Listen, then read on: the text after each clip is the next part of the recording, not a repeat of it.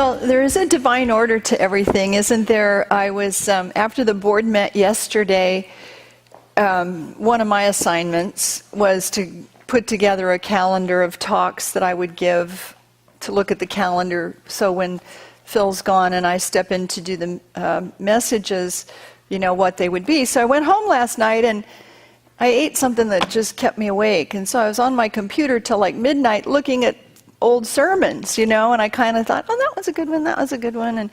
And I came across a series that I did for New Year's, the New Year in 2013 when I was in Nashville, called Inspired and Unstoppable. Isn't that a great title? That's what I want for you for your new year. I want you to feel inspired and unstoppable. Whatever your dream for your life is going to be, whatever your goals for the new year are, inspired and unstoppable. And so I looked at that and I thought, oh, I love that. I loved that message. And but I wasn't doing the New Year's talk. And then when I give my talk, my next time on January 29th, that's kind of a long way into the new year, and I'd already picked a title and I have a sermon kind of ready and all done and in my mind. And so I wasn't on track for that sermon, and I thought, what a shame. I can't do Inspired and Unstoppable for the new year. Surprise! So I pulled this out this morning. I haven't looked at it since January of 2013, so you'll forgive me if I'm a little dependent on my notes here today because I'm seeing this again for the first time. Anyway, so let me just start by saying there's this story, that there is a mythical story of a woman who found a folded sponge that was all scrunched up, dried and compressed, and tucked inside was a message that she had been seeking. So she carried the hardened sponge, it said, to the sea, waded in waist deep, and watch the sponge unfold and come to life. You can get that visual, right? You can just see that. And to her amazement, magically, a small little fish had been trapped inside in sleep in that hardened sponge, and it came alive and it swam out to the sea.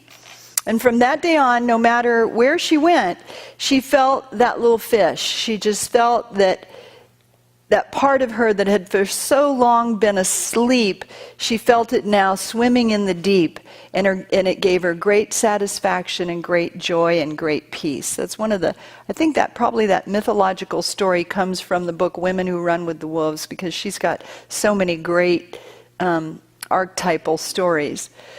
The secret of life somehow always has to do with awakening feeling, doesn't it? Coming back to life and awakening feeling, awakening something that's been asleep.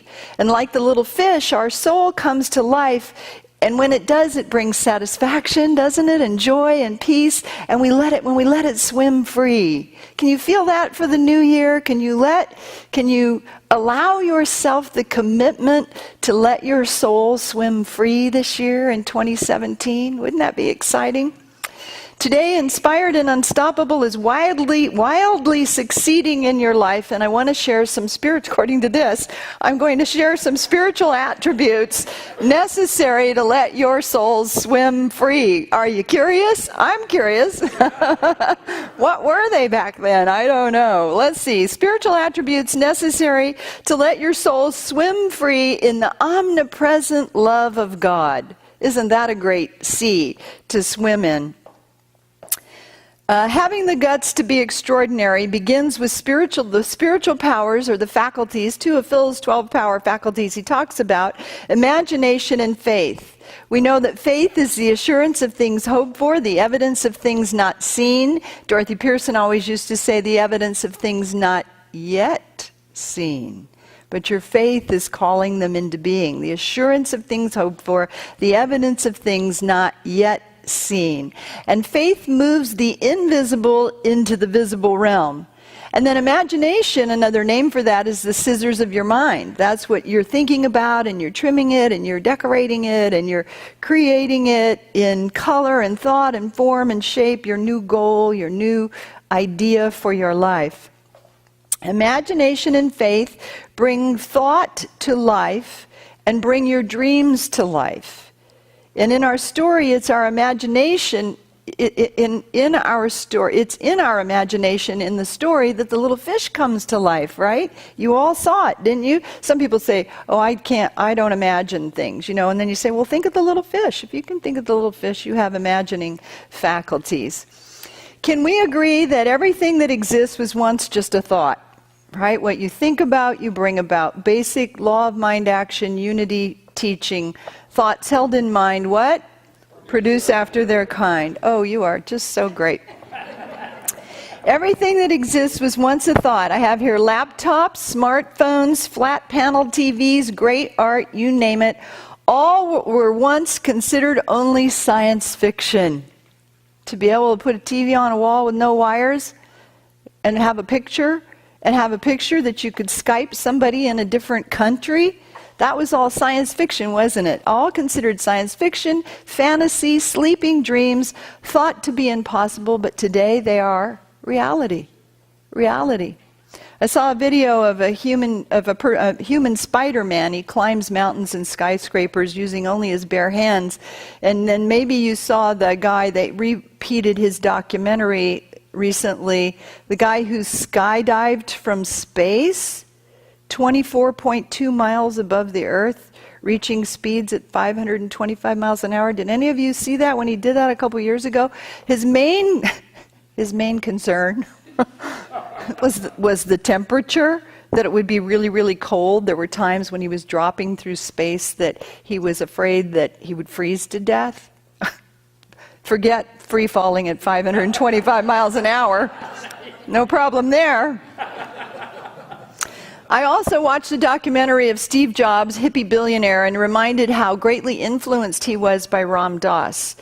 In Ram Dass's book, Be Here Now. And the higher dimensional influences of Steve Jobs' exploration and his spirituality gave him visions that he shared with billions of people through his inventions. That capturing that idea and that dream and beginning to move it into manifestation. Isn't it nice to think that there's a little spirituality in your iPhone and your iPad?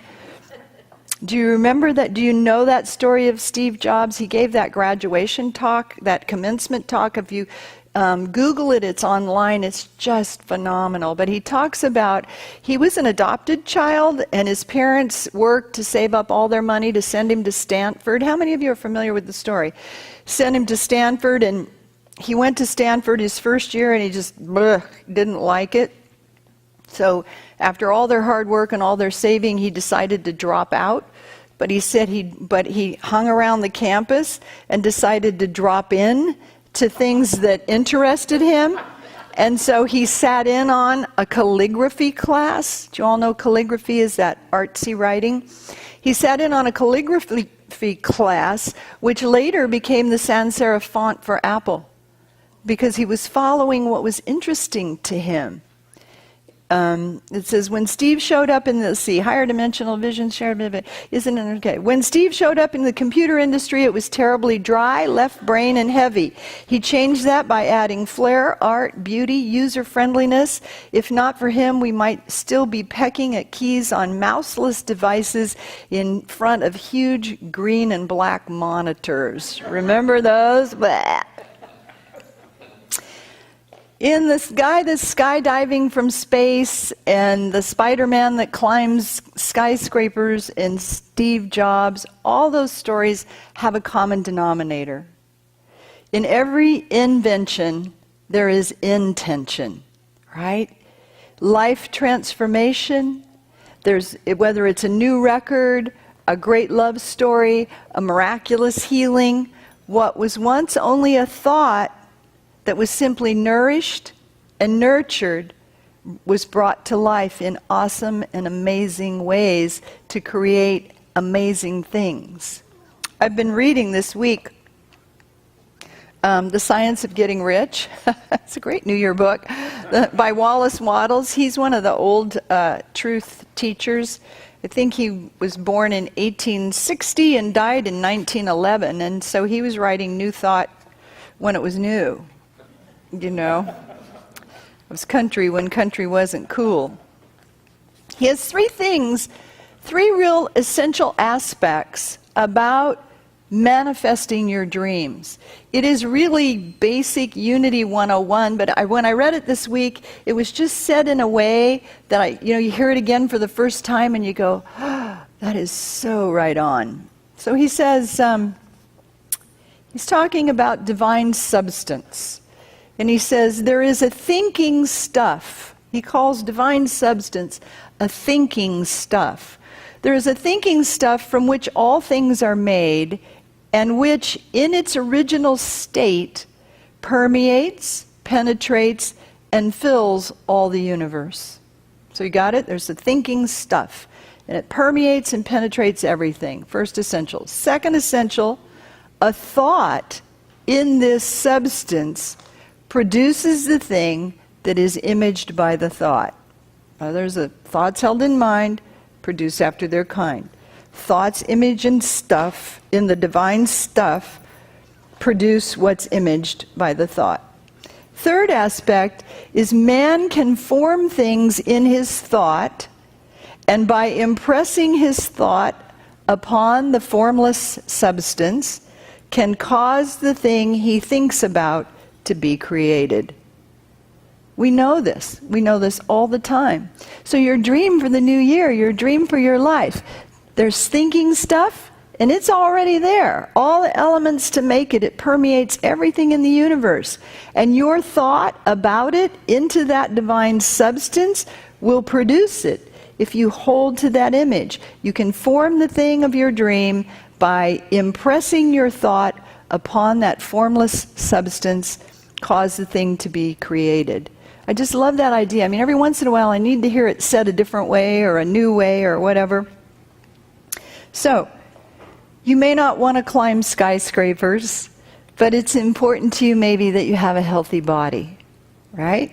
You may not want to invent an iPad or an iPhone, but it's important to you that you make a meaningful contribution with your life and with the remainder of your life. If you're retired, there's still a desire to make a meaningful contribution. You may not want to invent the iPhone, but you might want to run a successful business or company. You may want to be a better parent. There's something in you that's stirring. The little fish is swimming, isn't it, for 2017? And can you see that every time you choose inspiration over fear, you let your soul swim free.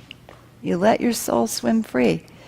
Can you get excited about awakening your spirit's vision for your new year? I hope so. Tammy Keeves is one of my all-time favorite authors. She wrote This Time I Dance, and she is the queen of subtitles. I can't remember the subtitle, the long subtitle to that book right now. This Time I Dance, anyway, whatever it is. She's hilariously funny, and I'll bring some of my sermons and use some of her material, but this is one of her quotes. She has some success-isms, and she says, "We are not ridiculous or fragile for believing in love, strength, and exhilarating possibilities." That's not weak or silly. She says, "We are not insane just because we choose to see the ways of fear are insane. It's not crazy to dedicate ourselves to a life that feels true, to a life that feels empowering, to a life that feels exciting. It's just plain crazy not to," she says. So, having the guts to be extraordinary in your new year begins by receiving the idea and believing in the exhilarating possibilities of that idea. That idea is placed in you by God. By God. 1 Corinthians chapter 2, verse 12. "Now we have received not the spirit of the world, but the Spirit which is from God, so that we might understand the gifts that have been freely given to us by God. And we speak of these things in words not taught by human wisdom, but taught by the Spirit. For the natural man does not receive the things of the Spirit of God, for they are foolishness to him, nor can he know them, because they must be spiritually discerned." Did you get that? Every one of you, every one of us, are sitting here with dreams for our lives that we listen from God so that we might understand the gifts that have been freely given to us by God. And it's not spoken to you in the words of the human. It's that flash of insight. It's that nudge. It's that hunch. It's that idea to pick up the phone and call that person right then.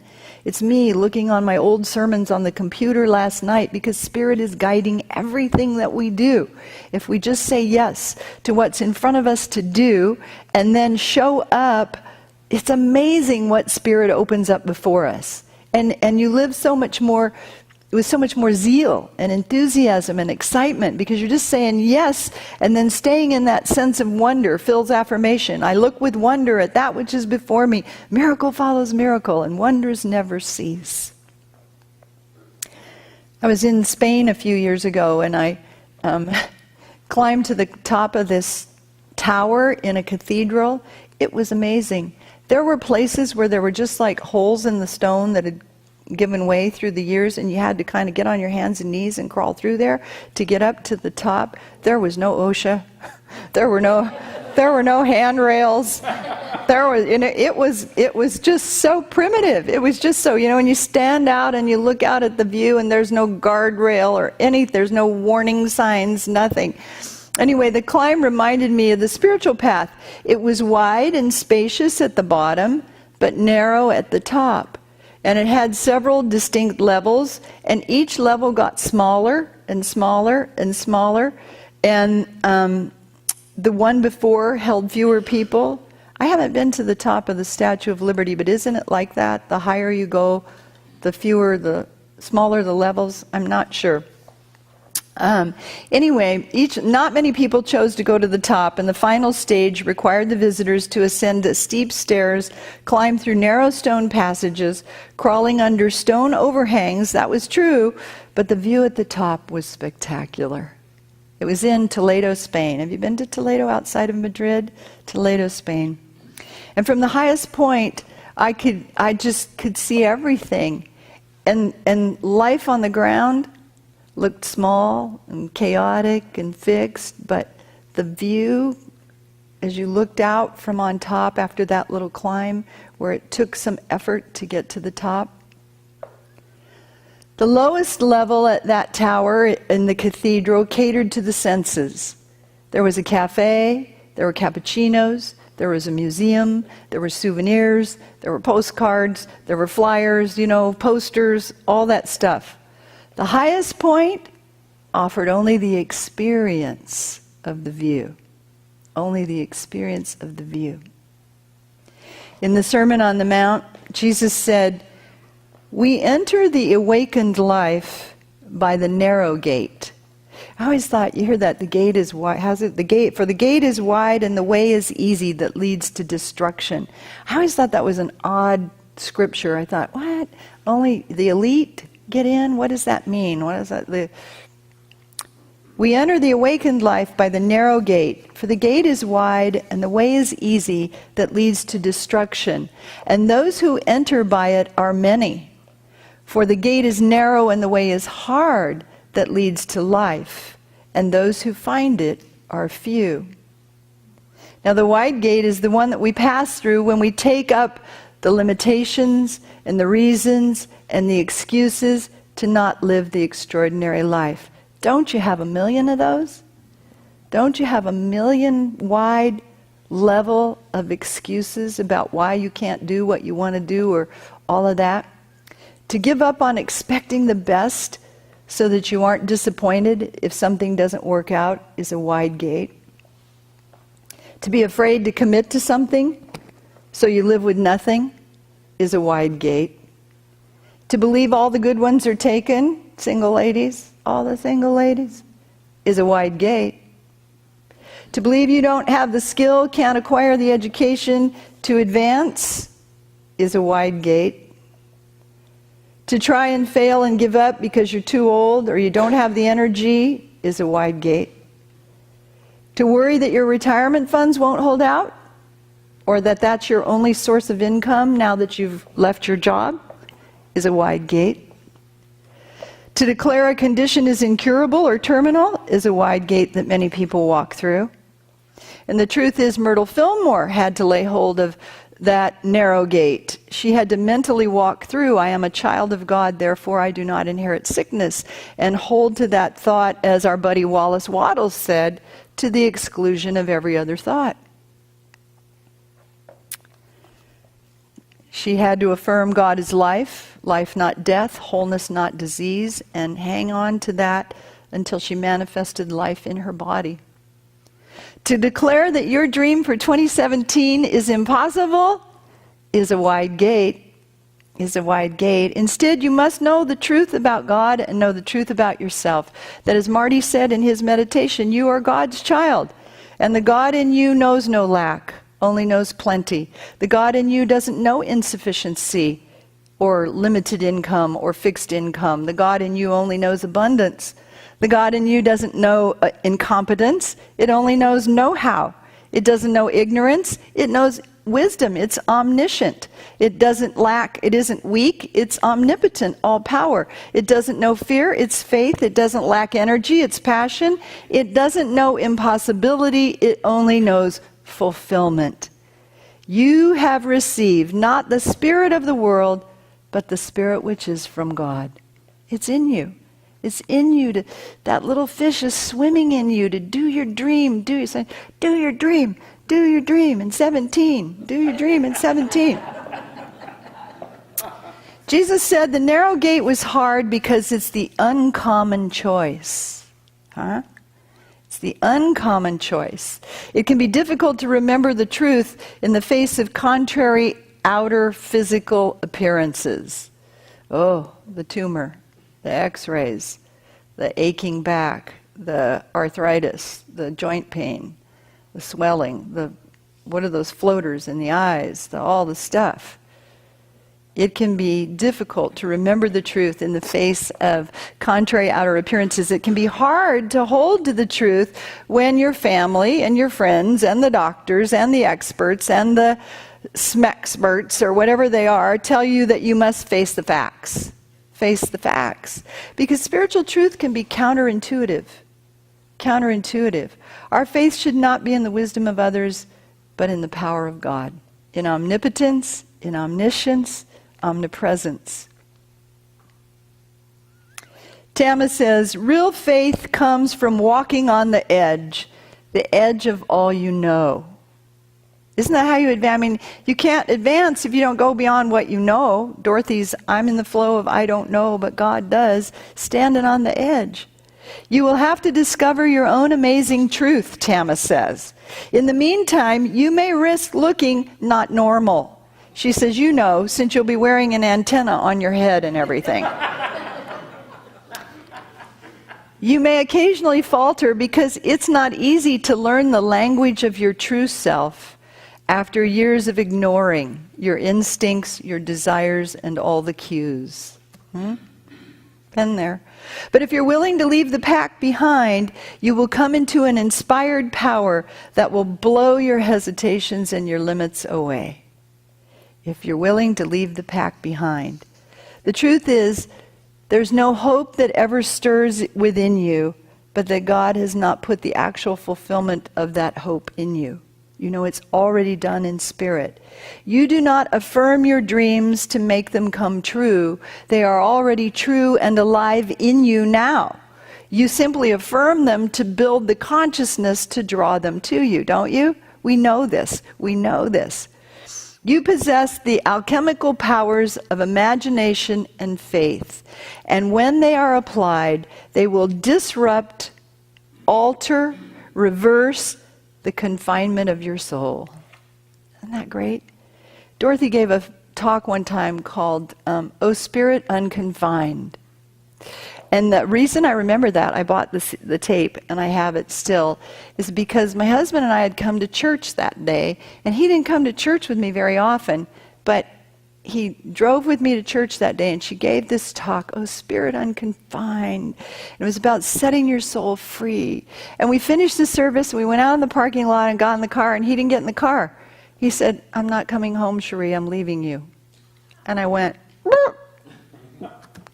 Oh, Spirit Unconfined. I said, Dang, Dorothy, you set him free.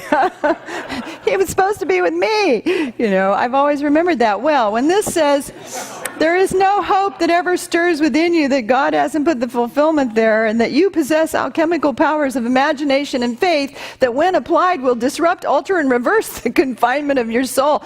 I can bear witness to that. Jeez Louise. They come from the power of spirit. Prayer calls them into action and lifts you from the low-level, human-bound perspective to the high vision of the calling of your soul that allows your soul to see and experience itself as it truly is. You can feel that. Your soul knows you. Your soul is you. And you can feel it. And you have to let that little fish swim free. To live the extraordinary life, receive from the Spirit that which is of God, not of the world, right? That intuitive nudging. And your dream will pass by. And if you don't do it, not to worry, it'll pass by again. And it'll continue to pass by in different opportunities of expression. You have to, if I don't do it now, it's now or never. It's not now or never. It's now forever. If you don't do it, it's going to keep passing by you until you do. It's your soul that's calling you. It's to live an extraordinary life, receive from the Spirit that which is of God, not the world. Know that wherever you go, right beside you, waiting to be used, is all the power of the universe. Stop trying to limit yourself. Believe that you are listening to a whole-minded intelligence, the very presence of love, that it is grand, although invisible, it is powerful, loving, mystical, and decide to follow where it leads, at least most of the time, Tama says. This week I want to invite you to be willing to go too far, to risk going too far rather than not going far enough. This is going to hone your intuition and your faith and your imagination and let you leave behind common thinking for extraordinary living. You know, step out. Step off of that branch. You've walked out on the tree to the branch to the edge. Now just step off the branch. Hone your imagination and your faith. And leave behind common thinking for extraordinary living. Because you don't want a common experience anymore. You want the extraordinary life that you're being called to. So let's take that inside ourselves this morning and feel that little fish swimming in you. That little fish that is your soul, that knows what's next for you. And sometimes it's grand and glorious. Sometimes it's laborious. Maybe being a better parent that takes discipline. Better grandparent. Sometimes it's learning to salsa dance, so you have more movement for your body. Sometimes it's writing that book. Sometimes it's finding true love. Sometimes it's healing a tumor, regaining your health. Sometimes it's feeling secure about your finances and your future. Whatever it is for you this year, 2017, let your soul swim free. Make a commitment to be inspired and unstoppable as you move in the direction of the fulfillment of your dream. God is with you and within you. God goes before you and opens the way, makes a way as you follow. So let God be God in you in full expression. Give thanks that your dream is already done in spirit and that you are walking into a year of good and great fortune.